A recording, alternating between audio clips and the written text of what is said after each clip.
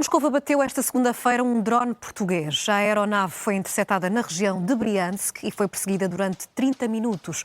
Esta terá sido a primeira vez que um aparelho da tecnológica portuguesa foi abatido pela Rússia. Tratava-se de um drone de reconhecimento. Eu sou Sara de Melo Rocha e está com o Hoje. O seu dia começa aqui.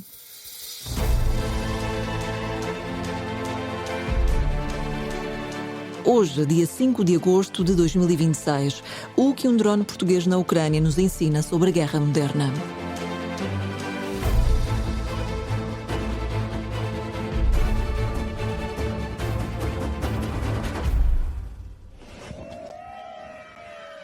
Este som tornou-se numa presença constante na guerra entre a Ucrânia e a Rússia. É o zumbido de um drone. À distância pode parecer inofensivo, mas hoje estes aparelhos são tão decisivos como a artilharia ou a aviação. Agora, a guerra dos drones teve um novo capítulo com marca portuguesa. As forças russas anunciaram ter capturado um AR-3 da empresa portuguesa Takeover. O aparelho foi enviado para um instituto de investigação e lá será analisado para perceber como foi desenvolvido. Quando se olha para os nossos sistemas, são drones muito grandes, não é? Olha-se para lá e vê-se um avião. Ouvimos aqui o Ricardo Mendes, ele é fundador e CEO da Takeover, numa entrevista ao programa The Next Big Idea. Desde o início da guerra, os drones desta empresa portuguesa já acumularam milhares de horas de voo em missões de vigilância e reconhecimento na Ucrânia, o que é apenas um exemplo de como estes aparelhos estão a transformar os novos conflitos militares. Hoje conversamos com dois especialistas em drones que nos ajudam a entender como é que a guerra da Ucrânia acelerou o desenvolvimento destes aparelhos e como esta tecnologia está a mudar os conflitos do futuro. Começamos com João Tasso, coordenador do Laboratório de Sistemas e Tecnologia Subaquática da Faculdade de Engenharia da Universidade do Porto.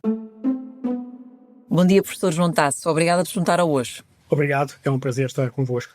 Vamos olhar para as notícias das últimas horas sobre o abate de um drone português. Sempre que um equipamento militar é capturado pelo adversário, há normalmente uma corrida para haver uma análise deste equipamento. O que é que um drone pode revelar a quem o desmonta? Pode revelar muita coisa. Se estiver no estado relativamente decente, pode revelar pelo menos o que tem em termos de componentes, portanto componentes de hardware. No que refere a software e no que refere a dados, em muitos casos é difícil, se não impossível, conseguir aceder aos mesmos se estiverem devidamente projetados. O que é possível retirar de um aparelho deste tipo? Que tipo de informação, por exemplo, neste caso? No caso de veículos para operações militares, não é fácil ter acesso a informação que o mesmo possa eventualmente levar com ele. Há um conjunto de técnicas que permitem destruir ou tornar o acesso impossível a esse tipo de informação. De qualquer forma, se for possível aceder a esses dados, então sim, é possível perceber coisas tão simples como parâmetros de voo, elementos de protocolos de comunicações, perceber também, ao fim e ao cabo, sistemas de comando e controle que estão envolvidos, perceber também o que é que está codificado no veículo que, de alguma forma, descreva o conhecimento que quem o opera tem do oponente e, bem assim, como os dados que são recolhidos. Como digo, em operações militares não é tão fácil aceder a esse tipo de dados quanto o que seria normal em modelos, digamos assim, civis. E por isso então, quando se desenvolve um drone para uma utilização militar, quais são então as prioridades? Ou seja, em que é que este processo é diferente do desenvolvimento de um drone civil? Primeiro, ser relativamente mais robusto que modelos civis. Robusto, eu estou a falar do ponto de vista físico. Ser também mais difícil ou ser resistente a interferências eletromagnéticas que podem, ao fim e ao cabo, prejudicar quer as comunicações, quer mesmo a navegação. Também têm que, tipicamente, tanto respeitar alguns protocolos de comunicação e também protocolos de comando e controle para poderem ser operados em vários sítios por estações de terra diferentes. E, claro, que tem que haver a preocupação no que refere em particular a sistemas computacionais, de assegurar que o acesso aos mesmos, em particular o acesso aos dados, fica inviabilizado sob certas condições. Isto de uma forma muito ligeira, claro. Olhando para o contexto da guerra na Ucrânia, temos percebido ao longo dos últimos anos que os drones vieram mudar muita coisa no contexto militar, no contexto de terreno. Podemos dizer que acelerou o desenvolvimento de drones, a guerra na Ucrânia, ou mostrou apenas capacidades que os drones já tinham e foram canalizadas para esta utilização? É claro que se partiram de capacidades que já haviam, mas tem-se assistido a um desenvolvimento, eu diria, quase exponencial na perspectiva da tecnologia destes sistemas. Importa, contudo, não dissociar este desenvolvimento, chamemos-lhe tecnológico, também de conceitos de operação associados e mesmo conceitos de organização. Porque a utilização destes meios implica também que as organizações, neste caso as organizações militares, tenham que ser de alguma forma reformuladas para conseguirem tirar o máximo partido destes meios e, ao mesmo tempo, torná-las suficientemente resilientes para que falhas, para situações, digamos, de atrito, em que necessariamente, portanto, no campo de batalha, as coisas não estão sob o nosso controle como estariam, como por exemplo, com drones civis. No fundo, podemos dizer que a guerra na Ucrânia tornou-se uma espécie de laboratório para testar estes drones em condições reais. Testar e desenvolver. E esse é um aspecto muito importante. Os ciclos de desenvolvimento foram muito acelerados. E quem é que está a aprender mais com isso? Já sabemos que a Ucrânia aprendeu muito com esta questão dos desenvolvimentos de drones, mas a Rússia está a aprender, os Estados Unidos, a Europa, quem é que está a ganhar mais, no fundo, com este laboratório em condições reais? O que eu posso dizer, e isso sim, é que está toda a gente, de uma maneira mais próxima ou menos próxima, a aprender com o que está a ser feito. O aprender tem não só a ver com a tecnologia, mas tem a ver também com as formas de organização, que mudaram radicalmente, em particular na Ucrânia. E quem não está envolvido neste processo corre o risco de ficar para trás na evolução desta tecnologia? Sim. E aí queria deixar uma nota que me parece importante, que é, eu sou, uma razão especial, mas sou um dos cofundadores e co-organizadores do exercício RET-MUS. É um exercício cujo conceito fundamental que lhe está associado é o de experimentação operacional. E é nesse âmbito que é focado com particular cuidado a necessidade de acelerar os ciclos de desenvolvimento, fazer experimentação operacional com regularidade, aprender da mesma e, ao fim e ao cabo, conseguir de uma forma muito eficaz transformar conceitos em sistemas operacionais. No caso da guerra da Ucrânia, e olhando para este caso em específico de um drone que foi capturado, mostra que Portugal pode ter um papel relevante no desenvolvimento de tecnologia para a defesa. Portugal está neste momento, eu diria que bastante bem posicionado nesta área. E não é tanto pela questão do exercício RET-MUS, mas o que se passa é, se uma pessoa olhar para os principais players nacionais nesta área, vemos que todos eles, desde há muitos anos, têm participado neste exercício e têm, em particular, uma cooperação muito forte com a Marinha Portuguesa. Bem, professor João Tasso, muito obrigada pela sua participação no Hoje. Obrigado. Agora vamos olhar para a forma como esta guerra acelerou o desenvolvimento desta tecnologia. É com Dário Pedro, fundador da Beyond Vision, uma empresa portuguesa fabricante de drones.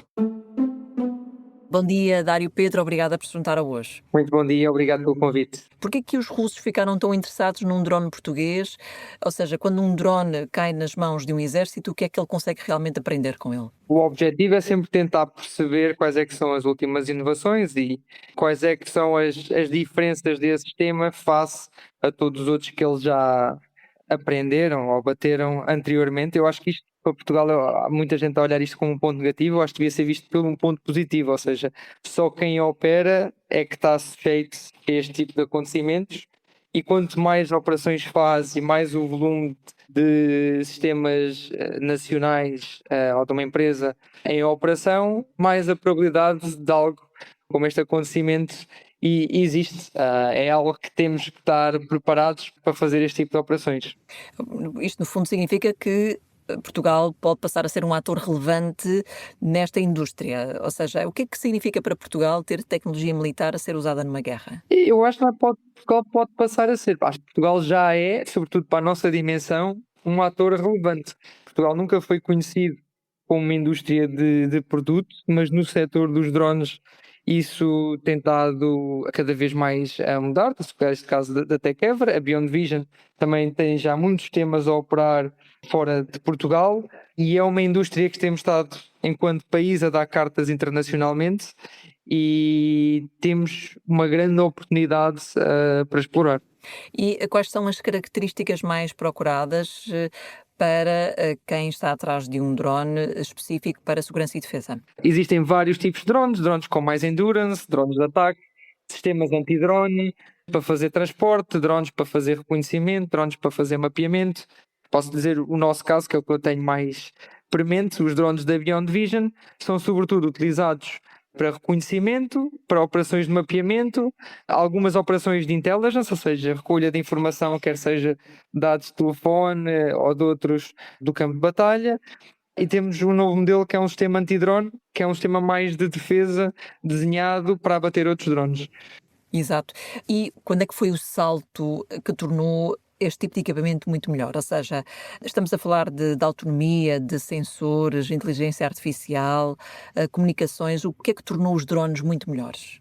Eu não considero que tenha havido assim um salto tecnológico. Acho que houve mais um salto de percepção pública da capacidade dos drones. Ou seja, os drones já são utilizados há mais de 20 anos. Há coisa de 10, 15 anos começámos a utilizar drones pequenos que eram comercializados por Fnacs e Vortens em Portugal para gravação de vídeo e filmagens no âmbito civil. A partir daí a percepção dos drones começou a ser mais comum e no cenário da guerra da Rússia e da Ucrânia, os drones foram sistemas que numa fase inicial eram abundantes, mais baratos e que permitiram desbloquear algumas capacidades no terreno de batalha que até hoje sem eles eram complexas e muito dispendiosas. E por isso massificou-se o uso de drones nestes cenários. Obviamente, como qualquer guerra, a tecnologia pois é altamente potencializada com isso. No nosso caso, da Tekever também, há muito feedback que vem destes cenários de batalha que é automaticamente colocado nas nossas equipas de engenharia para melhorar os produtos, como alguns exemplos do que acabou de referir, desde melhorias em sistemas de comunicação, capacidades anti-jamming, capacidades de navegar sem GPS, câmaras melhores, sistemas de mais de proteção do próprio sistema, ou seja, há muitas áreas que têm uma evolução acelerada porque os sistemas estão em contínuo teste, basicamente. Mas depois é um jogo do rato e do gato, ou seja, ambos os lados evoluem, quer as capacidades defensivas, quer ofensivas. Mas em relação à indústria, podemos dizer que a guerra da Ucrânia mudou a indústria dos drones? Sem dúvida, ou seja, com a massificação do uso dos drones, toda a indústria vai atrás. E não são só as empresas que fornecem drones. No caso de Portugal, todas as empresas que estão na cadeia do valor também seguem ou são quase arrastadas por esse crescimento. E falar empresas de moldes, empresas de produção de carbonos, empresas de software. Para fecharmos, podemos dizer também que a indústria dos drones traz aqui uma superioridade tecnológica a um continente como o europeu? É um sim por parte e um não por outra. Ou seja, então, enquanto continente, realmente por estarmos perto da guerra da Ucrânia, temos a vantagem do crescimento da indústria estar muito mais acelerado o continente americano ou que mesmo a China.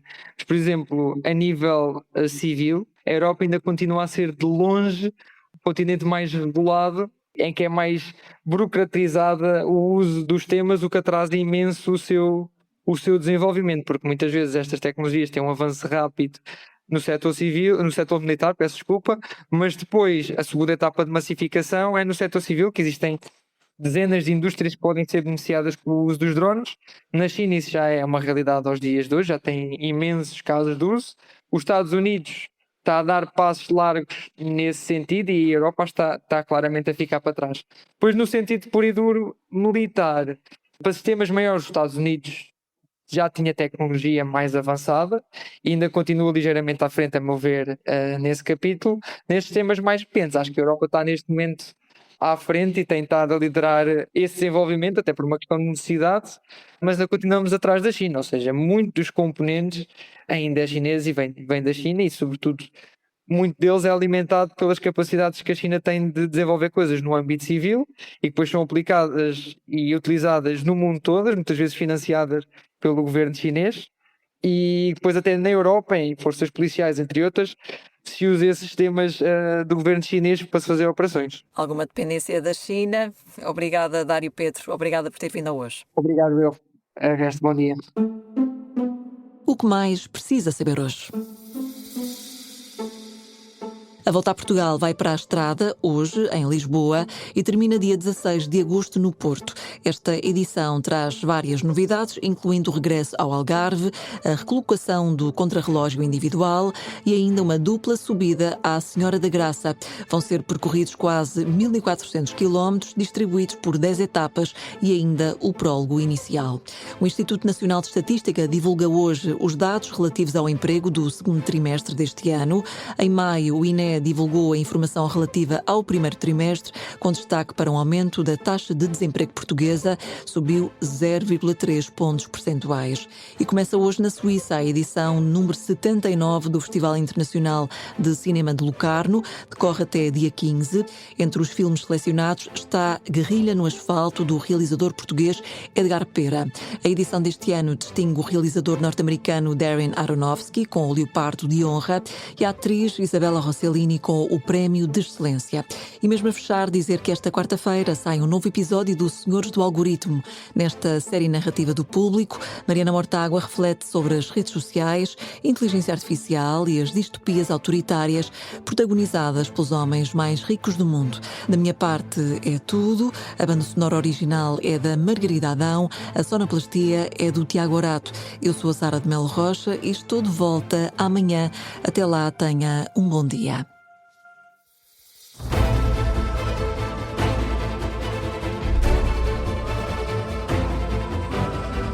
Hoje, o seu dia começa aqui.